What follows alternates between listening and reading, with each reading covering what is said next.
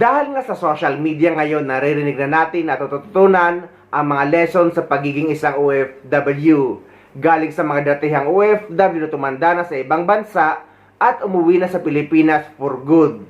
Hindi naman lahat ng mga OFW ganito ang karanasan, pero isang salita lang ang parati nating naririnig sa kanila. Ano yon? Pagsisisi. At ang parati nating naririnig na sinasabi nila ay dapat pala ay nag-ipon ako or nagtabi sila para sa kanilang sarili, para sa kanilang retirement or pagtanda.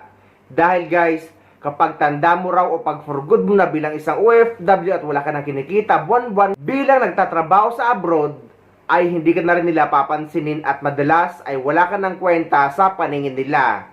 Sabi nga or may kasabihan nga na ang retirement is our longest vacation or worst nightmare. Kaya guys, pakinggan natin ang paalala at payo dito ng isang kababayan nating dating OFW na nag-for good na sa Pilipinas. Mga advice lang po sa mga overseas na nagtatrabaho malayo sa pamilya. Ako po naging mali po ang aking desisyon. Nung nasa abroad po ako, hindi ko inisip na mag-ipon para sa sarili ko sa aking pagtanda. Hindi wala po akong SSS. So nung nandyan po ako sa abroad, lahat po ay pinagkatiwala ko, pinadala ko, pagpapagawa ng bahay at kung ano pa po mga kailangan dito. So, dumating po yung panahon na hindi ko na po kaya at ako po ay na-terminate within 2 months. Ang nangyari po, umuwi po ako na wala pong sapat na pera. Pagkaraan ng 1 taon, naubos na po yun. Hanggang sa magkasakit ako, ni gamot hindi ako mabilhan. Kaya napakasakit po talaga. Kaya ang sinasabi ko lang po na mali ko noon, hindi ko pinaghandaan ang aking kinabukasan sa pagtanda para hindi ako parang kawawang himi-himi. Pag nagkakasakit ako, nandito lang ako nakakulong sa kwarto. Minsan umiiyak na lang ako sa maling desisyon. Hindi ko po naman po masisi yung anak ko lalaki. Minsan may trabaho, minsan wala. Yung anak ko naman babae, nakadalawang kurso, asawa agad. Hindi mo mahingaan ng tulong dahil laging sinasagigipit. So ano pa po ang aking magagawa kundi pagtiisan ang aking buhay na ganito. Nasa hirap at sa ginhawa, may sakit o wala, ay nagpipilit pa rin kumayod para kahit na konti meron akong gastusin para sa sarili ko. Ito po ang aking maipapayo na sana pag-ipon po kayo para sa inyong pagtanda, para hindi kayo parang kawawasan. Kagaya po ng mga nangyari sa akin o sa iba pang mga OFW. Unang-una, bawasan nyo po yung laging nagpa-package.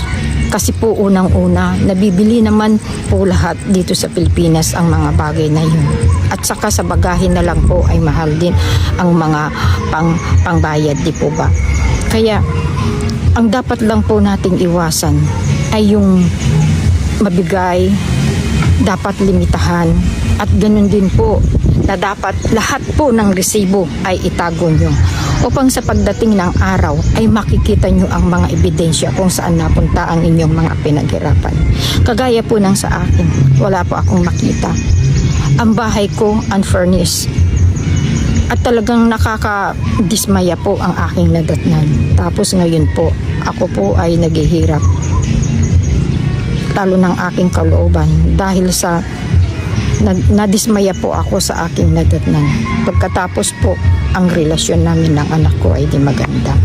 At dahil nga napag-usapan na naman ang usaping ito na pagre-retirement, pag-iipon at pagtanda bilang isang OFW, ay idudugtong ko na naman dito ang pangaral ni Ma'am Evangeline Maxam. Dahil guys, may makukuha talaga tayong lesson at eye-opener din talaga ito sa lahat ng mga OFW ang pangaral niya bilang isa ding matagal ng OFW at naninirahan na ngayon sa bansang Canada. Nakakaawa daw, mga OFW.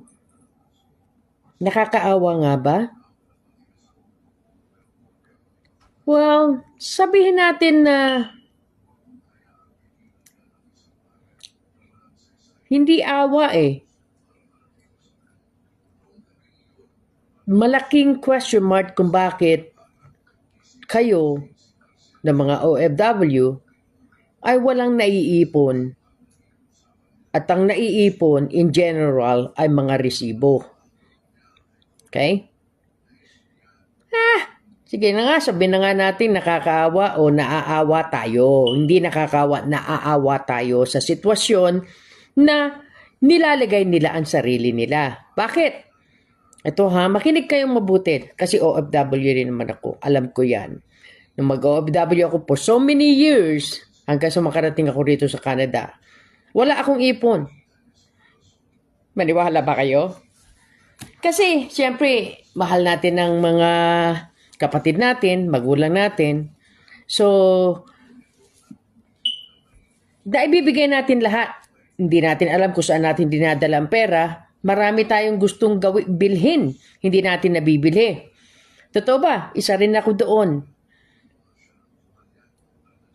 Nakakatawa, no? Kasi nung umalis tayo, punong-puno tayo ng pangarap na inaakala natin within a certain time, makabili tayo ng bahay, makabili tayo ng sasakyan, yayaman tayo, kaya natin, para bagang si Superwoman eh. Pero ang katotohanan at ang reality, hindi ganun kadali. Ang daming pagsubok, ang daming pawis, ang daming sakripisyo, iyak, at hindi pagtulog sa gabi. Okay? At maraming pangamba. Di mo alam kung hanggang kailan ka magtatagal sa amo mo, o tatagalan ka ng amo mo. Ika nga, hindi natin masabi kung swertihin ka. Pero ang alam ko lang, marami ang nagdanas ng hirap. Hindi po ba? Ngayon, ang problema kasi, kung babalikan ko, right? Sobra natin pagmamahal, wala naman may sobra bang pagmamahal, mga buldog. Hindi tayo nagplano. Hindi tayo nag-set ng goal. Yun ang maling mindset natin eh. Motivation naroon eh. Ibig sabihin gusto ko mag-abroad. Yan kikita ako ng dolyares. Pero wala tayong disiplina. Mga mabultog, may disiplina naman kami Ang sinasabi ko, wala tayong disiplina sa sarili, sa paggastos, sa pagbibigay ng pera, padala lahat. Okay? Baguhin natin ang sistema natin. Okay? Nung umalis tayo, wala naman talaga yung income na yun eh. Pero ngayon, nung panahon namin, nasa mga 10,000 peso lang yata to 15 ang kinikita namin. Ngayon yata, umaabot na sa Hong Kong, Singapore yata, kung di ako nagkakamili, narinig ko yung iba, winawagwag, nasa between 20 to 30,000 peso. Wow, nung umalis kayo, wala yan May kita ba kayo niyan? Ngayon nahihiya pa nga ang pangkaraniwan magtinda ng barbecue o magukay-ukay o ano pa man eh. Ngayon, ang pagkakamali ninyo, pinadala nyo lahat. Ubos lahat. Ngayon, kapag papadala nyo pa lang, hindi pa rin nagkasya. Alam nyo kung ano ang pagkakamali? Teamwork. Walang teamwork ang pamilya at yung OFW. Ang alam lang, nag-abroad ka, kaya supportahan mo kami, padala mo pera sa amin. Tapos, ang nangyayari, yung naiwan doon, babae o lalaki, nakatang nga, nag-aantay ng pera buwan-buwan. Okay? Ngayon, kung kapusin at nasira ang budget, tawag uli, padala ka uli ng pera. Ang teamwork na sinasabi ko, hindi yung antay lang kayo ng antay ng ayuda o ng suporta ng inyong mahal sa buhay, kung mahal nyo nga sila. Ba't di kayo kumayod? Ika nga, magdagdag income. Kung mo ba abroad ng isang taon, di na kayo magtatrabaho, titihaya na lang kayo dyan, nagpapalaki ng ano nyo? Okay? Sorry. Yun naman ang totoo In general, dami nyo tatamaan. Lalaki, mangangabit, mangangaliwa, o ano pa man, ganun din. Hindi ko nilalahat. Nangyayari, nasisira ang pamilya, ang mga anak napapariwara. Okay? Kasi, ang pagkakala ng pangkaraniwan, pag nag-abroad ang mga magulang mo, mahal nila sa buhay, yayaman na sila, mayaman na sila, andyan ang yabang.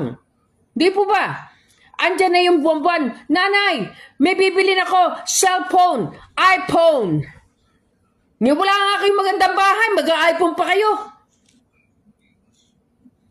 Sorry, hindi ako nang diliit ng tao, right? Sinasabi ko lang sa inyo, nauna ang garbo nyo sa katawan ninyo O sige, sino nakakano dyan? Ayaw nyo ng mumurahing cellphone. Ano ba ang cellphone? Ang cellphone for emergency, tawagin nyo, magulang nyo kung nasan kayo, kung uuwi kayo, kung nasiraan kayo, o ano. Pero ano ginagawa nyo? Chat, chat, chat, chat, chat, chat, chat. I love you, dabi, dabi, dabi. Kahit na nagkakandautang ang magulang ninyo, maka-iPhone lang kayo. O yung mamahaling cellphone para makapaglaro kayo ng game. Hindi nyo tutok ang sarili nyo sa pag-aaral na makatapos kayo para magkaroon kayo ng maganda kinabukasan. Hindi ba? Ayun, nawala ang self-discipline ninyo. Pare-pareho. Pati magulang ninyo, sa pagmamahal sa inyo, bigay todo. Walang naipon kundi resibo ng pagpapadala sa Western Union o Money Mart ba yan o ano pa ba yan. Ngayon, marami na ang sumusuko, pagod na pagod, yung iba bumibitaw na. Tigok! Kasagutan sa kanilang problema. Hindi po ba? Ilan na sa kababayan natin ang nagpatiwakal? Ilan na ang mga kababayan natin nalihis na landas at naghanap ng mga itik, onion o ano pa ba, sibuyas, kamatis, bawang, luya, gisahin mo na para lang magkaroon ng additional na pera. Pero kung kayo may disiplina, eto, paliwanag ko sa inyo, makinig kayo mabuti. Baka matuto kayo. Dapat may goal kayo. Ilang taon lang kayo magtatrabaho para makapamahinga. Ang pag-asawa ba, nag-asawa ka, iwanan mo anak mo, nandun ka sa kabilang bansa. Naghahangad ka na yumaman ka, magkaroon kayo ng magandang pamumuhay. Hanggang kailan ang hinto kung hindi ka na makapagtrabaho? May sakit ka na? At ano nagiging consequence? Sasabihin ng babae o lalaki, ikaw may kasalanan eh, yung pangangailangan ko eh, ikaw lang naman ang gusto mag-abroad eh. O, ganon. O, yung magsisisihan, gantihan sa isa't isa. Hindi tama. Dapat, ganito. May goal kayo. Ano goal mo? Oh, na within 5 to 10 years, maglang ako magtatrabaho. Maximum na yon. Bakit naman within 5 to 10? Matagal yun, pero ito talaga sa totoo, once na nag-abroad ka na, yung 10 years baliwala eh. Kasi papatuloy mo pa yan dahil wala kang pera na uwi, wala kang pera pa simula ng trabaho, ng pagnenegosyo, ano pa man sa Pilipinas. Okay? Eto, may anak ka. Yung mga elementary, high school, hindi masyado pa magastos yan eh. Yung college, between, 4 years to 5 years.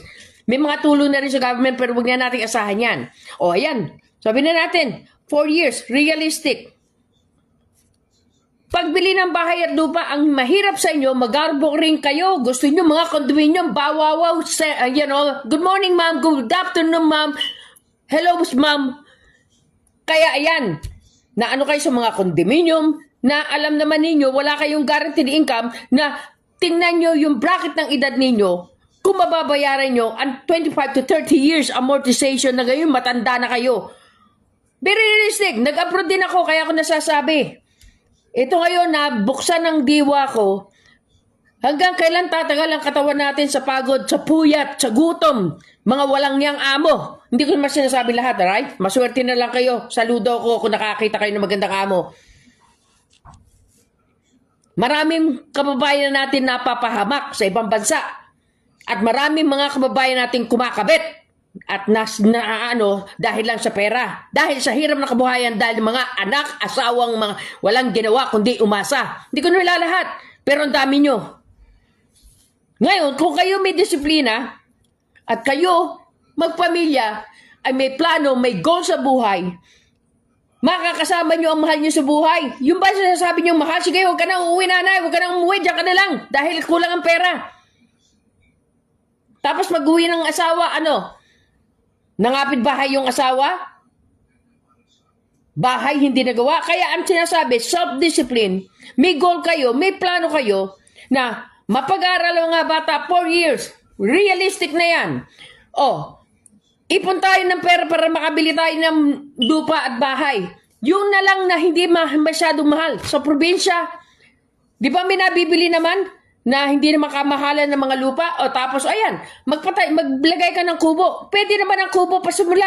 Kung nung wala kayo, okay. Yung pa kayang magkaroon kayo ng maganda-ganda kubo. Tsaka kayo mag-inot-inot magpatayo. Wala kayong utang. Hindi eh. Bili na kagad ng condominium.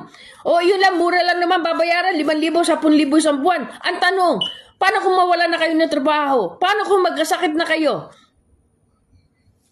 Ang hirap sa inyo, niyayakap nyo ang isang bagay na hindi ninyo kayang yakapin. Andyan ang yabang?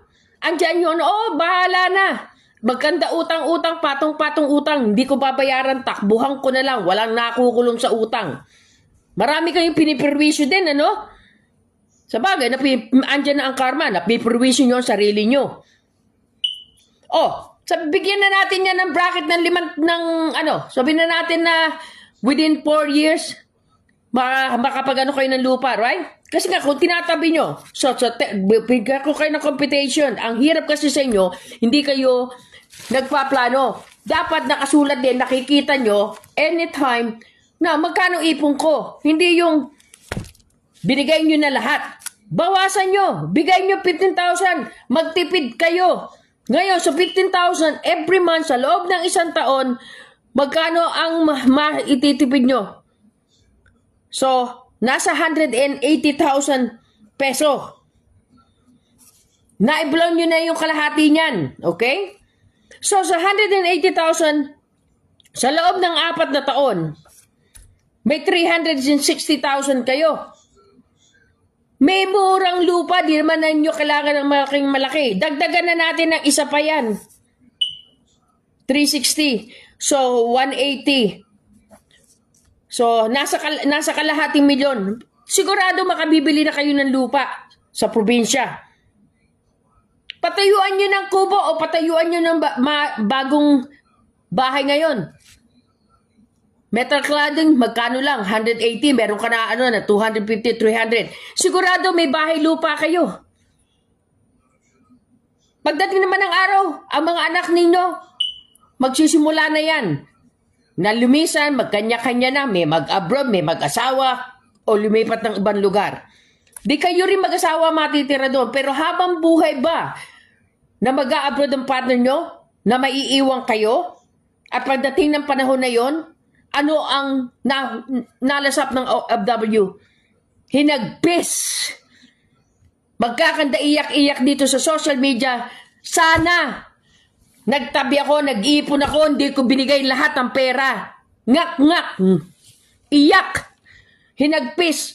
Magbe-blame kayo. Ang pagtulong, kung kaya nyo at willingness kayo, na hindi pagdating ng araw pinagsisisihan nyo, tinulong nyo. Dahil iyon pera, binigay mo na, tapos na. Pero sino ang dapat sisihin? Kayo. Kayo na walang disiplina sa sarili nyo. May maaawa ba sa inyo kung wala na kayong pera? Bihira sa daliri natin ang mabibilang kung sino tutulong sa inyo, tutuwang sa inyo. Pero kung kayo ay nagplano, maaari in general, sabi na natin 65%. Nasa magandang katayuan kayo kesa wala. Naku, nagalit na naman si Mama Bulldog. Alam nyo, nagpapaliwanag lang ako sa inyo. Mataas lang ang boses ko. Pero sinasabi ko nga sa inyo, kaya ako nasasabi sa inyo, OFW rin ako at lagi kong nilagay sa utak ko, kung ako'y mag-aasawa, hindi ko iiwanan ang asawa ko at anak ko. Magsasama kami sa hirap at ginhawa, kaya ako nag-abroad at nagpunta rito ng Canada. Dahil alam ko, madadala ko ang pamilya ko. Nang maiwasan. Yan. Meron pang mga raming istorya ang mga kapwa natin Pilipino kung ano ang nangyari sa relasyon nila, sa buhay pamilya nila. Marami ang nawasak at mawawasak pa kung hindi natin paplanuhin at wala tayong disiplina sa ating mga katawan. Yun lang po. At ako naman bilang isang OFW, ang payo ko din sa mga kapwa ko OFW na aktibo pa nagtatrabaho ngayon sa ibang bansa, na hanggat malakas tayo ay dapat maghulog tayo sa SSS na at least makakompleto tayo ng 120 contribution or higit pa para pagtanda natin or pagretiro natin bilang OFW ay meron tayong makukuhang pension balang araw.